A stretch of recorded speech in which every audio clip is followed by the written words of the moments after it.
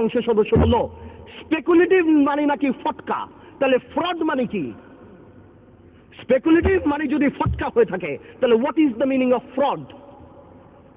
একবার মাননীয় অর্থমন্ত্রী বললেন এখানে হতেই পারে, মাননীয় অর্থমন্ত্রী বললেন এগুলি হতেই পারে, ডক্টর মশিউর রহমান বললেন this is none of our concern, share market আমাদের কোনো চিন্তার ব্যাপার না। সরকারের তরফ থেকে তা বলা হলো, এতে বিরোধী দল দায়ী। মাননীয় স্পিকার, এই কথাগুলি শেয়ার মার্কেটকে অ্যাগ্রাভেট করেছে। তারা ট্রান্সফর্মার লাগিয়েছে, রেগুলেটর লাগিয়েছে, এটা লাগিয়েছে, ওকে লাগিয়েছে, কোনো লাভ নাই। তারা ডেকে এনে মানুষকে ইনভেস্ট করেছে। 30 থেকে 40 হাজার কোটি টাকা বিদেশে চলে গেছে। মাননীয় স্পিকার, মাননীয় স্পিকার, গত 2 বছরে 12 লক্ষ বিও অ্যাকাউন্ট হয়েছে। এর আগে আরো 20 লক্ষ ছিল, এর মধ্যে 8 লক্ষ শুধু আমাদের মা বোনেরা। মাননীয় স্পিকার, আমার যদি বিও অ্যাকাউন্ট থাকে, if I have a BO account, naturally my mother, my sister, my friend সবাই আমার উপরে ডিপেন্ডেন্ট থাকে। এক বিও অ্যাকাউন্ট দিয়ে 5 জন, 6 জন, 10 জন কাজ করে। আপনি জানেন বাংলাদেশে কোনো ব্যবসা বাণিজ্য এখন নেই, সারা পৃথিবীতে মন্দা। এই মুহূর্তে সবাই 2 লাখ টাকা, 5 লাখ টাকা ইনভেস্ট করে 5,000 টাকা কামাই করার জন্য চেষ্টা করেছে। এটা কি কোনো অপরাধ? I can very well understand বিজনেসে লস হবে, লাভ হবে, কিন্তু ডাক দিয়ে তো আপনি ধোকা দিতে পারেন না। বারবার ডেকে এনে শেয়ার মার্কেটে ইনভেস্ট করিয়ে তাদেরকে রাস্তা ফেলে দেওয়া হচ্ছে। 30 লক্ষ লোক যদি স্বাধীনতা যুদ্ধে মারা যায় মাননীয় স্পিকার, তাহলে 30 লক্ষ লোক এই আওয়ামী লীগ আমলে ফকির হয়েছে মাননীয় স্পিকার। মাননীয় speaker, one thing I just don't understand, আজ থেকে 1 বছর আগে এইখানে দাঁড়িয়ে বললাম এয়ারটেলের কথা। এই এয়ারটেল 2000 কোটি টাকার শেয়ার কেলেঙ্কারি করে বাংলাদেশকে 95 কোটি টাকা স্ট্যাম্প ডিউটি দেয়নি। সারা বাংলাদেশ যখন বিদ্যুতের জন্য পাগল, এক আরবিতে 2,80,000 অ্যাপ্লিকেশন আছে বিদ্যুতের, 5 লক্ষ শুধু আছে বিভিন্ন কলকারখানা প্রতিষ্ঠান, বড় ছোট দালানের। 210টা টাওয়ারে নির্বিচ্ছিন্ন বিদ্যুৎ সংযোগ দেওয়া হচ্ছে এই এয়ারটেলকে। কেন মানুষ স্পিকার আমরা জানতে চাই। আমি জানি আমার এই কথায় এয়ারটেলের করাপশন বন্ধ হবে না, ইনভেস্টিগেশন হবে না, তবে the time has come, I want to urge the people of Bangladesh যে আপনারা এয়ারটেলকে প্রত্যাখ্যান করেন। যেই কোম্পানি ইস্ট ইন্ডিয়া কোম্পানির মতো এত কোটি কোটি টাকা ট্যাক্স ফাঁকি দিয়ে, স্ট্যাম্প ডিউটি ফাঁকি দিয়ে এই দেশে ব্যবসা বাণিজ্য করছে, তাদের ইন্টেনশন ভালো না। আমি সবাইকে অনুরোধ করবো বাংলাদেশের যে আপনারা এয়ারটেলকে বয়কট করেন, পাবলিকলি বয়কট করেন। মাননীয় speaker,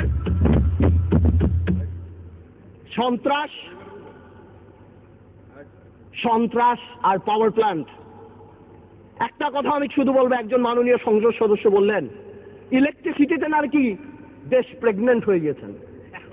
I am not use to this languages, but আমার জবাব দিতে যখন দেখি চানাচুর কোম্পানি, ফার্নিচার কোম্পানি, নাম নিচ্ছি অটোবি, যারা সারা জীবন ফার্নিচার বানিয়েছে তারা বিদ্যুৎ প্ল্যান্ট পেয়েছে, আমার মনে হয় এই প্রেগনেন্সি খুব তাড়াতাড়ি মিসক্যারেজ হয়ে যাবে এবং এই দেশে বিদ্যুৎ আসবে না। আমরা চাই, আমরা দেখতে চাই যাতে বিদ্যুৎ আসুক। আমি যদি দেখি গাধাকে দিয়ে ঘোড়ার রেস দৌড়ানো হচ্ছে, আমি জানি এই গাধা গন্তব্যে কোনোদিন পৌঁছাবে না। মাননীয় স্পিকার, ডক্টর ইউনূসকে নিয়ে কিছু কথা না বললেই নয়। মাননীয় speaker, I will not go into the details of the law, তবে অনেকেই বলে যে ল ইজ ইকুয়াল। এখানে অনেক বড় বড় কনস্টিটিউশনের বিজ্ঞ লোকেরা আছেন, তারা যদি থাকতেন আরো সুবিধা হতো। মাননীয় স্পিকার, যদিও পার্লামেন্ট বলে, সংবিধান বলে ল ইজ ইকুয়াল, বাট বাস্তবে কিন্তু ল ইজ নট ইকুয়াল। 111-এ দেখেছি অনেক বড় বড় নেতাদেরকে 20 সেলে রাখা হয়েছে, কিন্তু 2 নেত্রীর জন্য আলাদা জেলখানা রাখা হয়েছে। এই পার্লামেন্টে আমি যা বলবো দ্যাট ইজ ইমিউন। ডিপ্লোম্যাটরা অনেক কিছু করে, ইমিউনিটি আছে। কিছু কিছু ক্ষেত্রে কিছু কিছু স্পেশাল মানুষের জন্য ল একটু কাজ করে যেতে পারে। Doctor Yunus, I can very well understand 65 বা 70 ইয়ার্স ওল্ড, বাট 80 বছরের রাষ্ট্রপতি যদি এত বড় বক্তব্য লিখতে পারে, 75 বা 70 বছরের ডক্টর ইউনূস আমি মনে করি গ্রামীণ ব্যাংকের এমডি পদে ভালোভাবেই থাকতে পারত। মাননীয় স্পিকার, ডক্টর ইউনূস বাংলাদেশের সম্পদ না পৃথিবীর সম্পদ।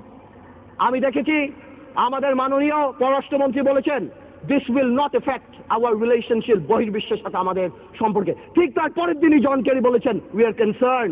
23 জন কংগ্রেসম্যান বলেছেন উই আর কনসার্ন। বহির্বিশ্ব ফোন উঠে ঝগড়া করবে না, এটা তাদের diplomatic language, that we are concern, we are looking into the matter. Doctor Yunus আমাদের মতো না। আমার ফোনে সবচেয়ে বড় ভিআইপি ফোন করে জয়নাল আবেদিন ফারুক সাহেব, আর ডক্টর ইউনূসের ফোনে ফোন করে হিলারি ক্লিন্টন। মনে রাখতে হবে সে কোথায় উঠে গিয়েছেন। ডক্টর ইউনূসের এই ব্যাপারটা অ্যামিকেবলি সেটেল করা যেত। আই হ্যাভ উইটনেসড ইট। আমি নিজে দেখেছি বিবিসিতে, হোয়াইট হাউস স্পোকসম্যান বলছে we are deeply concerned, this is Yunus allergy. আমি জানি অনেকে বলতে পারবে এটা আমাদের সার্বভৌমত্ব, আই ক্যান আন্ডারস্ট্যান্ড, এটা আমাদের সার্বভৌমত্ব, কিছু একটা ব্যালেন্স নিড টু বি ড্রন। এখন সার্বভৌমত্বর সাথে ব্যালেন্স দিবে। এখন গ্লোবালাইজেশনের সময় কালকে বাংলাদেশের বিপদ হচ্ছে, আমরা তাদের কাছে যে হাত পাততেছি, দুই নেত্রীর মনোমালিন্য হচ্ছে, নির্বাচনে যাবো কি যাবো না, আমেরিকান এম্বাসির দাওয়াতে ভিড় লেগে যাচ্ছে, এখানে ভিড় লেগে যাচ্ছে। আর যখন কোনো কিছু হচ্ছে তখন কি বলা হচ্ছে এটা আমাদের সার্বভৌমত্বের ব্যাপার। এটা সার্বভৌমত্ব ব্যাপার না, এটা পার্সোনাল ভেন্ডারের ব্যাপার। সংসারের কথা আসতেছে। Excuse me, I would appreciate if you let me finish. Yes, please. I'm interrupted, please. Thank you. Yes, you should go ahead. আমি আরেকটা কথা বলতে চাই। সন্ত্রাসের কথা আপনি বলেন, একটা চেইন অফ কমান্ড থাকতে হবে। যেই দেশের স্বরাষ্ট্র প্রতিমন্ত্রী শাহরুখ খানের কনসার্টে যে মাটিতে বসে, কি হতে পারে? বাণিজ্য কোথায় যায় আমাদের? A মন্ত্রী is not a person, a মন্ত্রী of the flag। সেই মন্ত্রী আমাদের, সেইখানে স্বরাষ্ট্রমন্ত্রী যেই কাজ করে, এই দেশে এগুলি হতেই পারে। মাননীয় স্পিকার, অনেক কথা বলে অনেক কিছু শেষ করা যাবে না, তবে আমি এতটুকু বলতে চাই ডেমোক্রেসির সাথে গুড গভর্নেন্স থাকতে হবে, মোরালিটি থাকতে হবে। আপনি কল্পনা করতে পারেন মাননীয় স্পিকার, একজন অ্যাটর্নি জেনারেল ওই পদে বহাল থাকে, কিভাবে সে বসে বলে কে নোবেল প্রাইজ পাওয়া উচিত, কে নোবেল প্রাইজ পাওয়া উচিত না। এটা অসম্ভব। আমার দুঃখ হয়, আমার ভয় হয় যে মাননীয় অ্যাটর্নি জেনারেল যদি চাটুকারিতা করে আগামীতে ভবিষ্যৎ ল মিনিস্টার হওয়ার জন্য আমার বলার কিছু নাই, কিন্তু যদি তার বুদ্ধি এই হয়ে থাকে যে সন্তু লারমার প্রধানমন্ত্রী, হ্যাঁ কে পাক না পাক that is not our concern, কিন্তু ফোরামটাকে ডক্টর ইউনূসের পাওয়া উচিত ছিল না, এই বুদ্ধি যদি অ্যাটর্নি জেনারেলের হয়ে থাকে, তাহলে আমি শঙ্কিত যে বাংলাদেশের জুডিশিয়ারি কোন দিকে যাচ্ছে। মাননীয় স্পিকার, আমাদের সবার কিছু কিছু ব্যাপারে একটা ন্যাশনাল কনসেনসাস হওয়া উচিত। নতুন প্রজন্মের রাজনীতিবিদ হিসাবে আমি এতটুকু ক্লিয়ার করে বলতে চাই, শেয়ার মার্কেট আওয়ামী লীগ বা বিএনপির প্রবলেম না। আমরা চাই এটা খোলাসা হোক। কেন এতদিন রিপোর্ট আসছে না? আমরা জানতে চাই যারা সেলফ ডিক্লেয়ার্ড ব্যাংকরাপ্ট ছিল তারা কিভাবে 30-40 হাজার কোটি টাকা আছে। আমাদের টেলিফোন যদি ট্যাপ করা হয়, আমরা জানতে চাই সেই দরবেশ আর সেই মুরিদদের টেলিফোন কেন ট্যাপ করা হয় না, আমরা জানতে পাই ফোনগুলি কোথায় যায়। এবং আপনি সমন্বয়হীনতার ব্যাপার দেখেন, সরকার যখন বলে ডাইরেক্টলি এর মধ্যে বিরোধী দল ইনভলভ, ঠিক সেই মুহূর্তে আমাদের মোস্তফা কামাল সাহেব যে অর্থনীতি মন্ত্রণালয়ের সংসদীয় কমিটির চেয়ারম্যান, সে ডাইরেক্টলি বলে আমার কাছে তেমন কোনো ইনফরমেশন নাই, আমি তো জানি না। What a mockery! এটা প্রধানমন্ত্রী রাজনৈতিক স্টেটমেন্ট দিয়েছে, উনি ইনফরমেশন দিবে কিভাবে? মাননীয় স্পিকার, প্রথম আলোতে দেখলাম ওনার কোম্পানির 10 টাকা শেয়ার নাকি 290 টাকা হয়েছে। উনি মাশাআল্লাহ 1200 কোটি টাকা কামিয়েছেন, আলহামদুলিল্লাহ। এই টাকা দিয়ে করবে কি? 1200 কোটি টাকা দিয়ে বানিয়েছেন।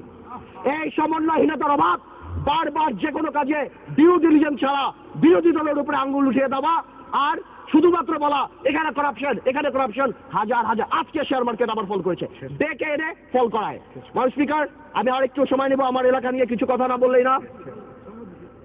মাননীয় স্পিকার, আমার ভোলা নিয়ে আমি আগেও বলেছি, আপনাকে 2 মিনিট সময় বাড়িয়ে দেওয়া হয়েছে, বলুন। থ্যাংক ইউ মাননীয় স্পিকার। আমার ভোলা নিয়ে আমি কিছু কথা বলিনি। আমার ভোলার নদী ভাঙনের একটা বিরাট প্রবলেম দেখা যাচ্ছে মাননীয় স্পিকার। আমি দেখছি আমাদের 15 কোটি টাকা অফকোর্স ফান্ড দিয়েছে এলজিইডি মন্ত্রণালয়, অন্যভাবে কিছু কাজ হচ্ছে, কিন্তু এই কাজ করে কোনো লাভ হবে না আমার ভোলাতে। আমার ভোলা ইভেনচুয়ালি থাকবে না। আমি আপনার সাথে কথা বলছি, এই মুহূর্তে ভোলা 5 ফিট 10 ফিট ভেঙে গেছে। আজকে যদি এখানে মাননীয় সংসদ সদস্য তোফায়েল আহমেদ স্যার থাকতেন, অবশ্যই সে আমার সাথে একমত হতেন। আমাদের সবার দায়িত্ব ভোলার জন্য কিছু কাজ করা। ভোলাতে অনেক ইনফ্রাস্ট্রাকচার আছে, ভোলাতে অনেক গ্যাস আছে, অনেক অপরচুনিটি আছে কাজ করার। আমি আপনার মাধ্যমে সরকারের কাছে অনুরোধ করতে চাই যে আমাদের ভোলাকে বাঁচানো উচিত, নদী ভাঙন নিয়ে কিছু কাজ করা উচিত। আমি আরেকটু অল্প সময় নেব মাননীয় স্পিকার। ন্যাশনাল কনসেনসাস বা একটা ন্যাশনাল ফোরাম, এই ব্যাপারে আমি যে কথা বলছিলাম, আমরা নতুন প্রজন্ম দেখতে চাই মাননীয় স্পিকার। কিছু কিছু ক্ষেত্রে কিছু কিছু কালপিট, আপনারা যদি সরকার দলীয় সংসদ সদস্য যদি মনে করে যে আমাদের দু একজনের নাম বলে, হাওয়া ভবনের নাম বলে, এগুলি তারা পার পেয়ে যাবে না। একটা হাওয়া ভবন যদি থেকে থাকে, এই আমলে শত শত মুশকিল আসান সেন্টার বের হয়েছে মাননীয় স্পিকার। আপনি যদি সেখানে যান, আপনার মুশকিল আসান হয়ে যাবে মাননীয় স্পিকার। আপনি দরবেশের মুড়ি ধরেন, আপনাকে ভু দিবে, 2000 কোটি টাকা মালিক হয়ে যাবেন। শত শত লোকসানের কোম্পানি, জিএমজির মতো কোম্পানি, ওয়েস্টিনের মতো কোম্পানি আপনি নিয়ে যাবেন 20 কোটি টাকাকে বুল ভ্যালু বিল্ডিং ভ্যালুতে বড় করে আপনি শেষ করে দিবেন। আপনি হঠাৎ রাতারাতি 40 কোটি টাকার মালিক হয়ে যাবেন। সর্বশেষ আমি একটা কথা বলবো, আমি সরকারকে আন্তরিকভাবে ধন্যবাদ জানাই যে সরকার এই দরবেশ বাবাকে বাংলাদেশের অর্থমন্ত্রী বানায় নাই। যদি বানাতো, দেশটার প্লেসমেন্ট শেয়ার বের করে, দেশটার বুক বিল্ডিং বের করে এখন মার্কেটে বিক্রি করে দিত। আপনাকে ধন্যবাদ মাননীয় স্পিকার।